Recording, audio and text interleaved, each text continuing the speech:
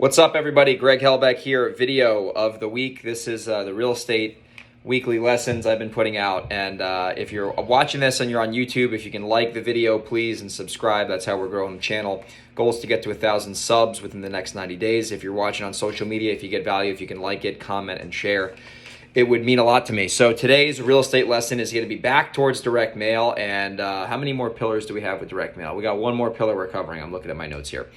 So this pillar is about direct mail copy. And if you're not familiar with marketing and advertising, copy is basically just the words that you write on your marketing material. That's the best way I can define copy. It's what you're saying in your marketing. So in the real estate business, a lot of people like to debate letters, postcards. What do you say on the postcards? What do you say on the letters? And this, that, and the other. And I'll tell you what, I've sent, I don't even know how many direct mail pieces at this point. It's a lot.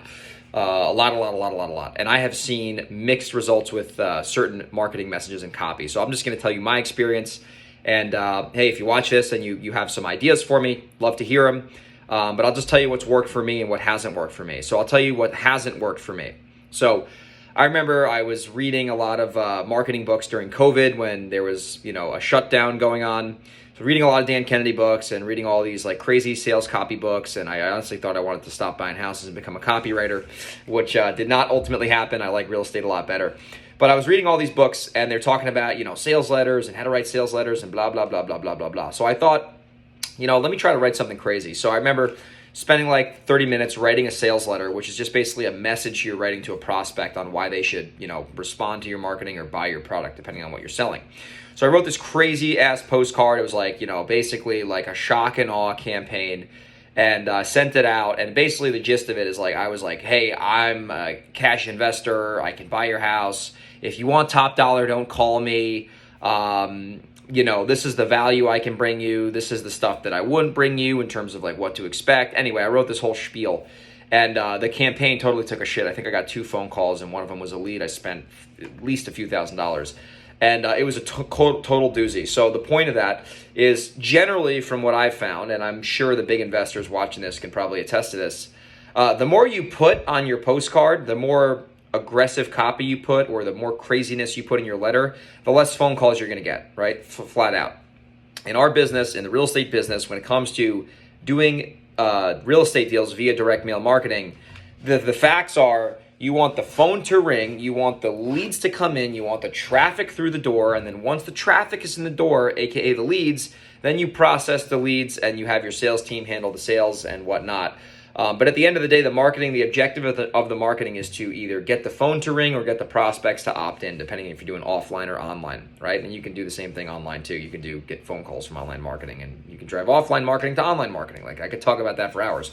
But the point of the story is that from my experience, if you want to be successful doing direct mail, the less you put on the postcard, the better. Honestly, I have said this many times and people have laughed, but if you have a good list, and I mentioned lists earlier, if you have a good list, you could in theory write on a piece of toilet paper, hey, I want to buy your house, call me. And if they're motivated and they're on the right list, they'll probably call you. So the copy really doesn't matter that much from what I've found. There are certain pieces of marketing, I will say though, like handwritten letters, like there's companies out there that will actually have like real handwritten letters where it's a legitimate pen that wrote it. That absolutely will boost up your response rate for sure, no questions asked. However, I guess the drawback to that could be it is more expensive, but if you get more phone calls, the math could play out. But when it comes to like postcard marketing, which is something I'm very familiar with, I honestly just kind of do a rotation. So we send a lot of these doodle postcards. We use postcards that kind of state the benefits and the pros and cons about working with an investor. We'll send the professional postcard, which is like, hey, this is who I am. This is what we do. This is how we can help. If you're interested, call us. But the main thing when it comes to direct mail copy is you just want to have the message on your postcard be something that's easy to understand, right? If you're really being confusing and the prospects see your marketing, they don't really know what you do and how you do it, they're going to throw your card away and call your competitor's card. So some of our best performing postcards and some of our best performing copy has been an ugly ass postcard that looked like a 3-year-old wrote it that said, hey, I'm looking to buy your house. If you're interested in selling, give me a call. And I would be like sending the marketing. I'd be like, oh, this kind of looks like shit. And you know what? The phone would ring. We'd do deals. We'd make money. And sometimes we'd get a 10-to-1 return on our ad spend, which means that every dollar we spent, we got $10 back. That doesn't happen every time, but it certainly happened many times on our marketing campaigns. And at the end of the day, you want the phone to ring, right? So once again, to use the video that I made a couple weeks ago, the KPI video, or that was 2 weeks ago, at the end of the day, how much money are you spending? How many units did you send out? How many calls came in? Out of those calls, how many were real leads? Out of those leads, how many contracts got signed? How many contracts closed? How much money got made? How much equity do you have? And it's just a big marketing funnel. So big takeaway for you in terms of the action items here. Don't overthink the copy. I would spend much more time on the list and much more time on the budget, because if you can get the list and the budget dialed in, then the copy won't matter as much. And also at the same time, I wouldn't write some crazy copy like I did and piss all your money away on that campaign. So don't do that either. Keep it simple. Generally, what I will say is if you're working with a mail house, there's tons of good mail houses out there. There's Open Letter Marketing, there's Yellow Letters HQ, there's Postcard Mania. I use all them.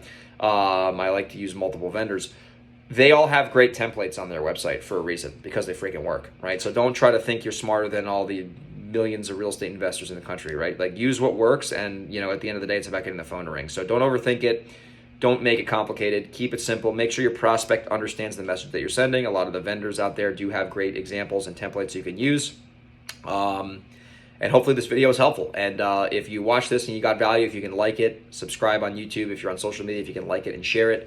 And also, if you're local to the Hudson Valley, or you're local in San Diego, California, it looks like the light just changed here, because I don't know why. Maybe the sun's going down right now, but it looks a little weird now, kind of glowing now. But anyway, if you want to do business with me, if you want to partner up with me, if you want me to buy your houses, if you're a wholesaler, if you want to JV with me and wholesale the deals together, hit me up. Email me, greg@velocityhousebuyers.com. Once again, that's greg@velocityhousebuyers.com. So hope you got value from this video, and I will see you on the next one. Take care.